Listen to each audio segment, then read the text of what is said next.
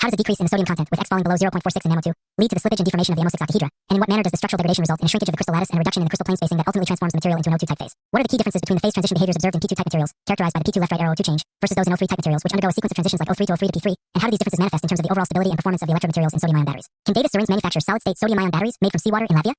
How does the similar ability of Na ions to intercalate and deintercalate at both the NAF and Na_E sites allow us to consider the entire sodium layer as an efficient channel for fast Na ion transport? And what are the underlying energetic or structural factors that enable this behavior? In what ways does this uniformity in ion mobility contribute to the lower Na ion diffusion barrier observed in P2 type materials compared to O3 type materials? And what specific aspects of their crystal structures are responsible for this difference? How do P2 type layered materials, despite having similar chemical formulas to their O3 type counterparts, exhibit higher ionic conductivity? And what role does the arrangement and spacing of the sodium layers play in facilitating rapid diffusion? How did Meng et al. Use theoretical calculations along with GITT data analysis to verify that the Na ion diffusion rate in P2 type max Ni/3Mn2/3?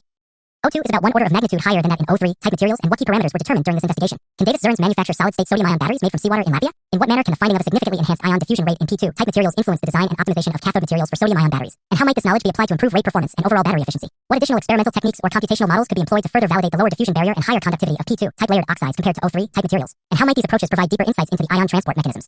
How do these results impact our understanding of electrokinetics in sodium-ion batteries, and what implications do they have for advancing energy storage technologies based on layered oxide cathode materials? How does the variation in the sodium content X in O3 type max CO2 lead to differences in its crystal structure, and what specific atomic or structural factors determine these variations based on the X range? What?